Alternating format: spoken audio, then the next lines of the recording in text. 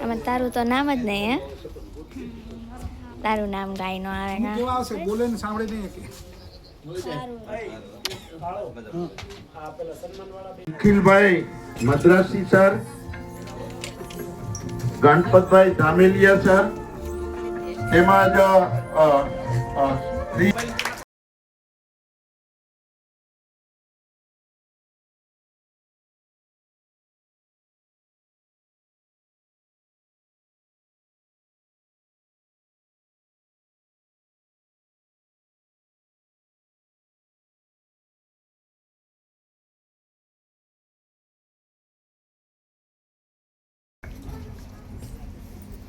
એમની જગ્યા ઉપર બેસો, જગ્યા પર બેસો, આ બાજુમાં.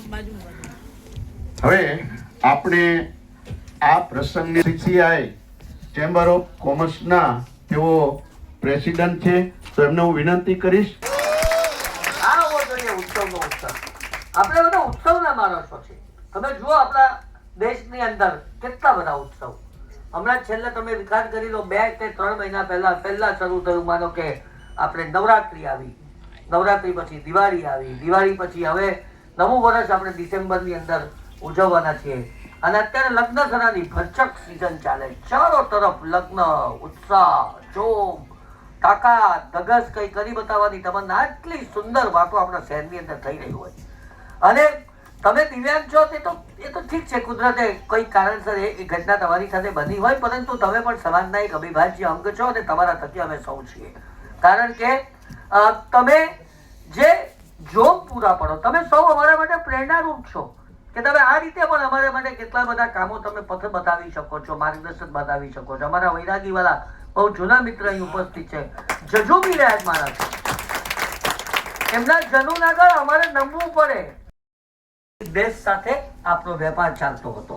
તમે વિચાર કરી જો કે એ કેવી રીતે કરતા હશે. આજે આપણે મોબાઈલ સાથે કરીએ છીએ અને ચેમ્બર ઓફ કોમર્સ પણ અત્યારે સમગ્ર વિશ્વની અંદર આ પ્રવૃત્તિ કરી રહી છે. આપણા દેશના ઉદ્યોગપતિઓને બીજા દેશની અંદર શું તકો છે તે શોધી આપવાનું કામ કરી રહી છે. અને ભાઈ અમારી કાસ્ટના જ છે અને બહુ સુંદર ગાય છે. Is a very good singer, બહુ જ સરસ સિંગર છે અને દિલથી ગાય છે. ઘણીવાર સાંભળવાનો મોકો મળ્યો ત્યારે આપણે એમ થાય કે આ શું પ્રતિભાઓ છે. બહુ સરસ પ્રોગ્રામ છે અને હું ખાસ આ પ્રોગ્રામ માટે જ આવ્યો છું અને હું બહુ પ્રોગ્રામમાં આવતો પણ નથી, પણ નિખિલભાઈએ કહ્યું કે આ પ્રોગ્રામ છે તો આઈ મેડ ઇટ અ પોઈન્ટ કે મારે આવવું જ જોઈએ અને સમય પર આવ્યો. That is very good. દિવ્યાંગ શબ્દ એક યુનિક શબ્દ છે. માણસ મનથી અપાહિજ હોઈ શકે છે, વિચારોથી અપાહિજ હોઈ શકે છે, એક્શનથી અપાહિજ હોઈ શકે છે, પણ એને અપાહિજ કહેવાય. બાકી બધા દિવ્યાંગો જ છે. જે માણસ મનથી મજબૂત છે, નાની નાની વસ્તુમાં, આજે યંગર જનરેશનને તમે જોશો તો એક ફેલિયર આવી જાય કે 10માનું એક પેપર ખરાબ જાય તો ઉપરથી કૂદી પડે છે. આ બધી જે એક્શનો છે, ત્યારે મને તો એમ લાગે છે કે દિવ્યાંગોએ એક સ્પેશિયલ સેશન રાખવું જોઈએ. આવા 10મા 12મા SVNITમાં 2-3 દિવસ પહેલા પણ એવું જ કંઈક થયું હતું કે why do you loose hope in your life. તમે જે નથી એ નહીં વિચારો, જે તમારી પાસે છે તે વિચારો અને આગળ વધો. દિવ્યાંગ દિવસની આપણે દર વર્ષે ઉજવણી કરીએ છીએ. ખાસ કરીને દિવ્યાંગ પ્રગતિ મંડળ મારા સંપર્કમાં લગભગ કોરોના પહેલાથી છે, એટલે 2016થી હસમુખભાઈ, બરાબર ને? દર વર્ષે કંઈક ને કંઈક નાનો મોટો કાર્યક્રમ આપણે કરીએ છીએ અને આ થકી કંઈક ને કંઈક રિપ્રેઝન્ટેશન આપણું દિવ્યાંગોનું થાય એ પ્રયત્ન સતત કાળુભાઈ તેમજ પડસાળા સાહેબ છે અને મહેશભાઈ છે, એ બધા આપણે કરતા રહીએ છીએ. આપણે બહુ સમય નથી લેવો.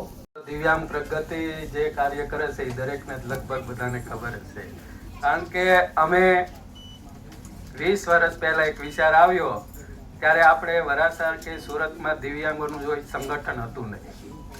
તો દિવ્યાંગો માટે કંઈક કરવું હોય અને દિવ્યાંગોને સમાજની જે પ્રવાહ છે એ પ્રવાહની અંદર એ સમાજ સાથે ચાલી શકે તે માટે શું કરવું. ત્યારે અમારો એક મિત્ર હતો ભરત વાઢેર, અને એમની સાથે અમે ચર્ચા કરી અને અમે પછી આ વિનુભાઈ છે, મહેશ છે, ચોપડા છે, એ બધાએ ભેગા મળીને એક દિવ્યાંગ પ્રગતિ મંડળની સ્થાપના કરી. એ દિવ્યાંગ પ્રગતિ મંડળની સ્થાપના અમે કરી, પણ આજ દિન સુધી અમે એની કોઈ રજીસ્ટ્રેશન કર્યું નથી. કારણ કે રજીસ્ટ્રેશન ન કરવાથી પણ ઘણા ફાયદા છે અને ઘણા ગેરફાયદા છે. તમારે કોઈ પણ સરકારી લાભ લેવો હોય, કોઈનું દાન લેવું હોય તો તમારું મંડળ રજીસ્ટ્રેશન જોઈએ. પણ અમે એક એવો જ નહીં કે અમારે પૈસા ભેગા કરવા જ નથી. કારણ કે જ્યારે પણ અમારે કોઈ પણ પ્રોગ્રામ કરવો હોય ત્યારે પૈસા જોવે એટલે મળી જાય. કામ કરો તો દેવાવાળા બહુ બધા છે. એ એક હેતુથી કે દિવ્યાંગ પ્રગતિ મંડળની સ્થાપના કરી. ત્યારે ભીખુભાઈ પડસાળા પણ હતા શરૂઆતની અંદર. એ મંડળની અંદર અમે દરેક બધા સભ્યો ભેગા થતા અને ધારુકા કોલેજની અંદર સાહેબની મદદથી વ્યવસ્થા કરી હતી. દર 15 તારીખે ત્યાં અમે ભેગા થતા અને અમે તેમાં પૈસા સભ્યસભાનો દર વર્ષે પ્રોગ્રામ કરીએ છીએ. તેમજ કાળુભાઈ છે, કાળુભાઈને અમારે રોજગારી માટે ખૂબ પ્રયત્ન કરે છે.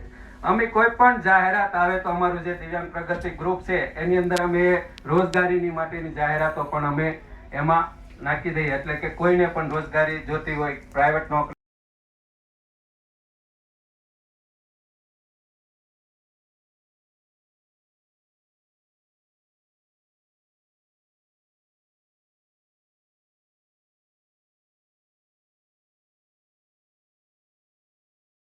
ખૂબ ખૂબ અંતરની લાગણી અનુભવી છે.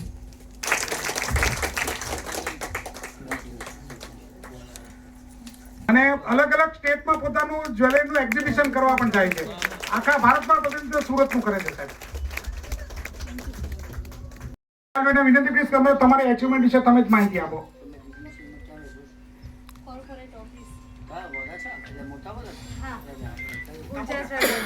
હેલો.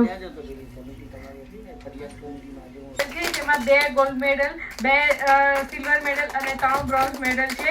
અને જે Uganda para badminton championship, Indonesia para badminton ચેમ્પિયનશિપમાં મારું સિલેક્શન રહ્યું. ત્યારબાદ મેં મારી ટ્રેનિંગને વધારી દીધી. જોબ કરતાં કરતાં ટ્રેનિંગ કરવી મારા માટે થોડી અઘરી હતી. છતાં પણ મેં મારો ટ્રેનિંગનો શેડ્યુલ એ રીતે સેટ કર્યો કે જેટલું હું સિમ્પલ બોલું છું એટલી મારી સિમ્પલ જર્ની નથી કે સવારે 4 વાગે, 4:15 વાગે ઉઠીને ટ્રેન પકડી કામ કરે ને ખૂબ હાર્ડ વર્ક કરે છે.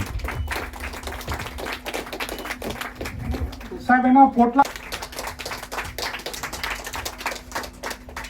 જેમાં 9 દેશો હતા, 577 સ્પર્ધકો હતા. એમાં એમણે પ્રથમ ક્રમ મેળવ્યો છે. બીજું છે ગુજરાત રંગોત્સવ એવોર્ડ, આંતરરાષ્ટ્રીય કક્ષાનો એવોર્ડ છે દિલ્હીમાં, જેમાં 2 દેશો હતા જે શિલ્ડ સ્વીકાર છે.